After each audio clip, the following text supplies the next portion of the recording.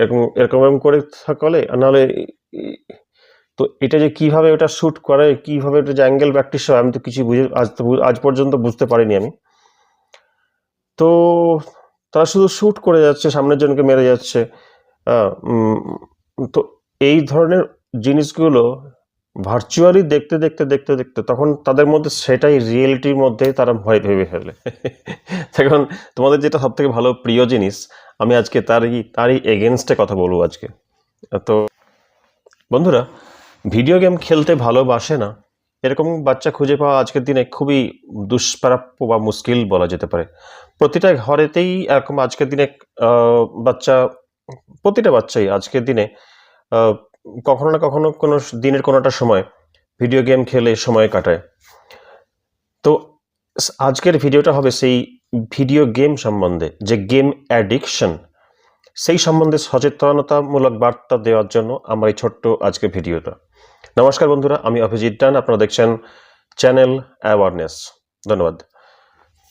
যাই হোক, আজকে এই গেমিং ডিসঅর্ডার বা গেমিং অ্যাডিকশন যেটা, সেটা আজকের দিনে ওয়ার্ল্ড হেলথ অর্গানাইজেশন বা যেটা WHO শর্ট ফর্মে যেটা বলা হয়, সেও আজকে স্বীকার করে নিয়েছে যে এই ভিডিও গেম একটা মারাত্মক, সারা পৃথিবী জুড়ে একটা অ্যাডিকশনের, যেটা অলমোস্ট লাইক এ ড্রাগ, একদম বাচ্চা থেকে ইয়ং জেনারেশন পর্যন্ত প্রত্যেকের। তো এই গেমে অ্যাডিকশন হলে আপনি কিভাবে বুঝবেন যে এই গেমে অ্যাডিকশন হয়েছে বাচ্চাটার, বা এই গেমে অ্যাডিকশন হয়ে চলেছে? প্রথমেই হবে বাচ্চাটা ধীরে ধীরে খিটখিটে মেজাজ হয়ে যাবে, বা তার হাত থেকে মোবাইল নিয়ে নিলে সে একটা মারাত্মক ধরনের ধীরে ধীরে অ্যাগ্রেসিভ হতে থাকবে। প্রয়োজন হলে সে মিথ্যা কথা বলবে। আর তার থেকে সবথেকে যেটা মারাত্মক হচ্ছে, তার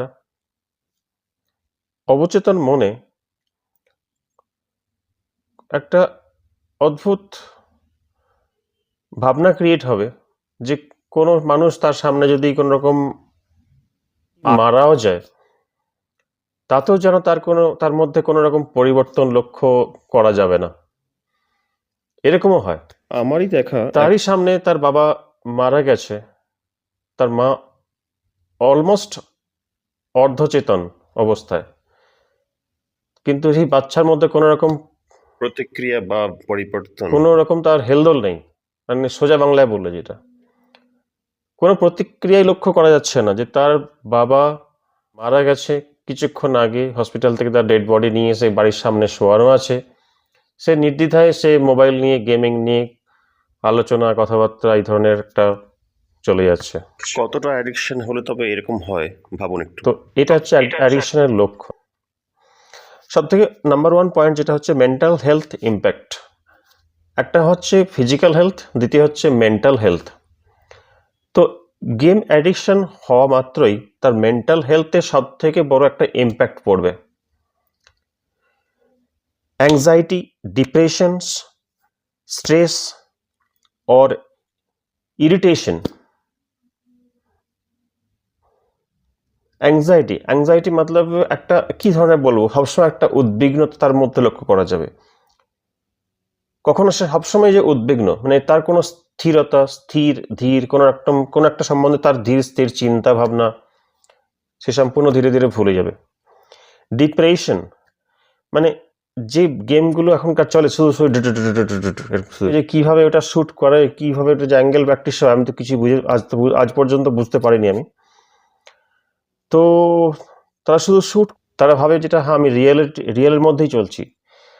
সে মোবাইলের এত কাছে বা স্ক্রিনের এত কাছে যে এইভাবে দেখবে, তো সেটা ভাবে যে স্ক্রিনের মধ্যে ঢুকে যাবো আমি।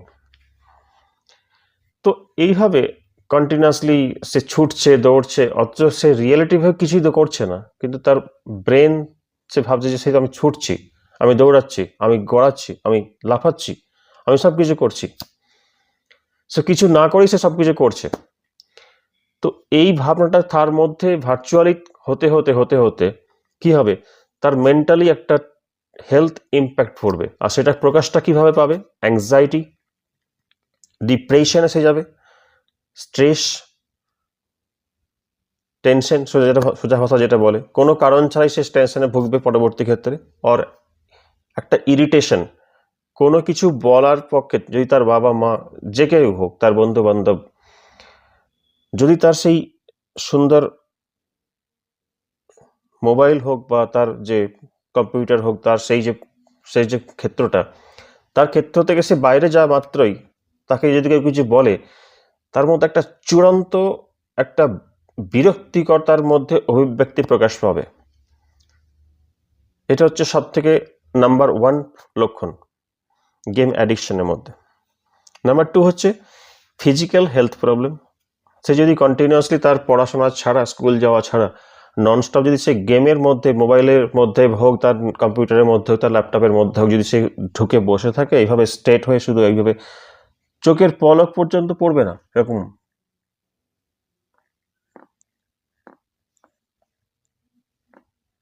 চোখের পলক না পড়লে আমাদের চোখের মধ্যে একটা, চোখের জল যেটা বেরিয়ে আসে না, সেটা একটা স্লিপারের কাজ করে। তো সেই জলটা যদি শুকিয়ে যায়, আমাদের রেটিনাটা ধীরে ধীরে ঝাপসা হয়ে যাবে। মানে একটা কাঁচ যদি কন্টিনিউয়াসলি ধুলোয় পড়ে থাকে, সেই ধুলোটা জমতে জমতে কাঁচটা যেমন ঝাপসা হয়ে যাবে, সেরকমই আমাদের চোখটা দীর্ঘদিন সবসময় খোলা থাকে, কিছুক্ষণ পরে দেখবেন আমাদের চোখ দিয়ে অটোমেটিকলি জল গড়াতে থাকবে। কিন্তু তাদের অবস্থাটা এরকমই হয় যে তাদের চোখ এরকম খোলা অবস্থা থাকলেও সেখান থেকে কোনো জল গড়াচ্ছে না, সে শুধু এরকমভাবে দেখে যাচ্ছে কোন দিকে কি আসছে, কোন দিকে কি হচ্ছে, গুলি গুলি চলছে। তো এটা হচ্ছে আই স্ট্রেন। আর হচ্ছে নেক্সট স্লিপ ডিস্টারপশন, ঘুম তার উড়ে যাবে। আর বা কন্টিনিউ গেমিং অ্যাক্টিভিটি থেকে আর কি হবে, তার মধ্যে ফিজিক্যাল অ্যাক্টিভিটি যেমন কমে যাবে, তার বডি পোশ্চার এরকম করে কুঁজো হয়ে যাবে সবসময়। মোবাইল নিয়ে যেটা দেখা একটা তার যে বডি পোশ্চার, এই পোশ্চারটা থাকবে না, তার হবে এরকম। তো এটা থেকে তাদের বডি পোশ্চার, তার অবসেসিটি দেখা যাবে এগুলো। সোশ্যাল আইসোলেশন, সামাজিকভাবে সে নিজেকে যেন গুটিয়ে নেবে, একটা রুমের মধ্যে সে বন্ধ করে ফেলবে নিজেকে। সোশ্যাল আইসোলেশন, সামাজিকভাবে শুধু তাকে যখন তার বাবা মা যেই হোক খাবি আয় খাইয়ে নে, খেয়ে নে করে তাকে যখন খাওয়ানো হবে, সে শুধু কি খাচ্ছে সেটাও দেখবে না, চলছে এরকম হাত চলছে, সেই ঘটনাটা ঘটছেও চোখের সামনে আমি দেখছি, ঘটছে। কি খাচ্ছে, তার কি খাবারের টেস্ট কি, তার সেটা কিছু চোখে দেখা নেই, হাতে এটা মোবাইলে তাকিয়ে আছে, হাতে এটা নিচ্ছে, খাচ্ছে, খাওয়া হয়ে গেল, মুখে কোনো রকমের জলটা দিয়ে এরকম করে ধুয়ে চলে গেল, করে কমসে কম তো পরিষ্কার হবে, মুখটা তো ধো, সেটা পর্যন্ত ধোয়ার তার প্রয়োজন মনে হয় না। তো এটা হচ্ছে আবার সেই মুখ ধোয়া হলো, তো সিধা যেয়ে সেখানে বসে পড়বে।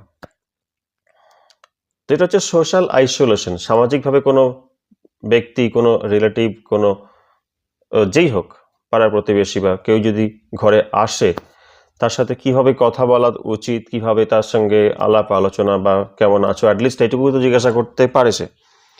কিন্তু বহু ক্ষেত্রে দেখা যায় এই ধরনের যারা অ্যাডিক্টেড, আজকের জেনারেশন, ঘরে কে এলো গেলো, তার সঙ্গে কোনো রকম তাদের সেটা খোঁজ খবর নেওয়ার কোনো প্রয়োজন নেই। Loss of real life skill, এতে কি হচ্ছে, যেটা একটু আগেই বললাম, রিয়েল লাইফে যেটা আমাদের স্বাভাবিক কথাবার্তা, স্বাভাবিক যে আচার আচরণ, সেইগুলো থেকে সে কন্টিনিউয়াসলি দূর হতে থাকে। সে একটা ভার্চুয়াল ওয়ার্ল্ডের মধ্যে সে কন্টিনিউয়াসলি নিজেকে পাঠাতে থাকে, যেখানে রিয়েলিটির কোনো ছাপ নেই। সে একটা কাল্পনিক জগতের মধ্যে সে কন্টিনিউ এগিয়ে যেতে থাকে, যেটা তার কোনো রিয়েল জীবনে তার একটা ভয়ানক এফেক্ট করবে। যেটা সে যদি জবও করে, এটা দেখা যায় অনেক বড় অবস্থায় সে চাকরি করছে, কিন্তু তার সেই পুরনো হ্যাবিট সেটা কিন্তু এখনো যায়নি। সেক্ষেত্রে কি হবে, তার যে প্রোডাক্টিভিটি, মানে চাকরি ক্ষেত্রে তার যে প্রোডাক্টিভিটি, তার যে ফোকাস, সেটা ধীরে ধীরে সেখানে কমে যাবে।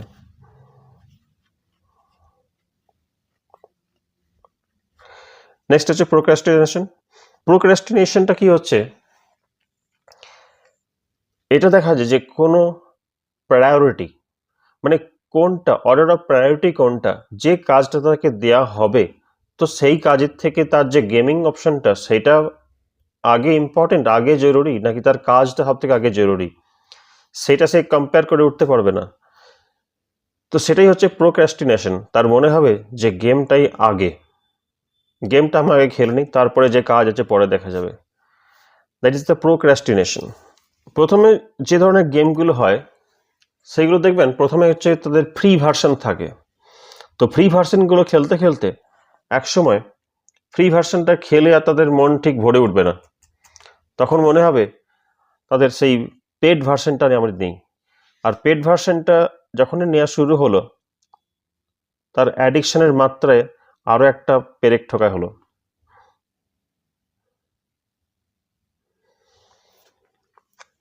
পেড ভার্সনটা যদি সে নিজে রোজগার করে, তাহলে তো তার সেই গেমের পয়সা সে নিজে রোজগার করে ভোট পেমেন্ট করতে থাকবে। যদি সে স্টুডেন্ট হয় তখন ডেফিনেটলি তার কোনো রোজগার নেই, তো ইলিগাল ওয়েতে সেই পয়সাটা সে জোগাড় করে গেমে রিচার্জ করতে থাকবে। তখন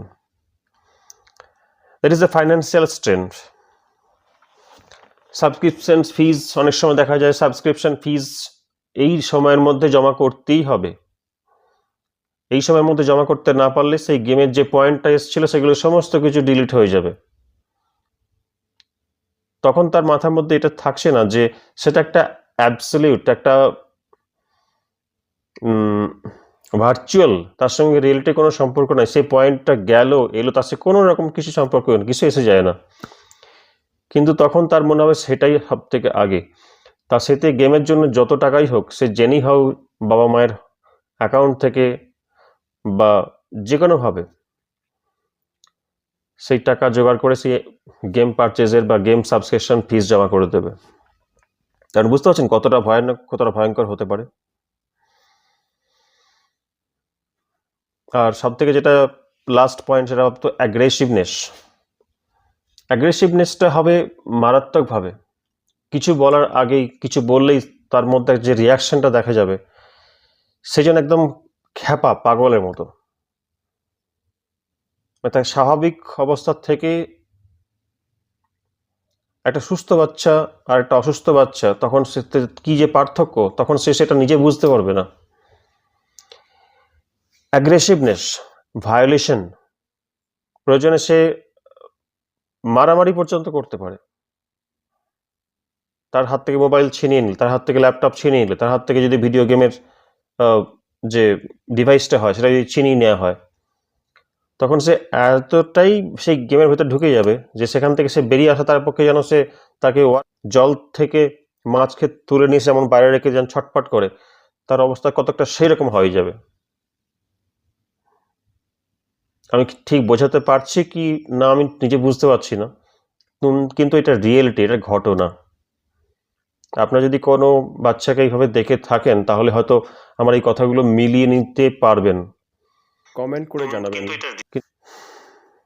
তো এই গেম অ্যাডিকশন ইজ ভয়ানক, ভয়ানক একটা ড্রাগের মতো। এই অ্যাডিকশন থেকে বেরোনোর রাস্তাটা কি? স্বভাবতই এই কোশ্চেনটা আসে। তো এই কোশ্চেনটার উত্তর আমি নেক্সট ভিডিওতে দেব। ভিডিওটা ভালো লাগলে শেয়ার করুন, যাতে কোনো বাচ্চার একটুখানি হলে যদি উপকার হয়, তাহলে আমি নিজেকে ধন্য মনে করব। নমস্কার, ভালো থাকবেন। কমেন্ট করতে ভুলবেন না।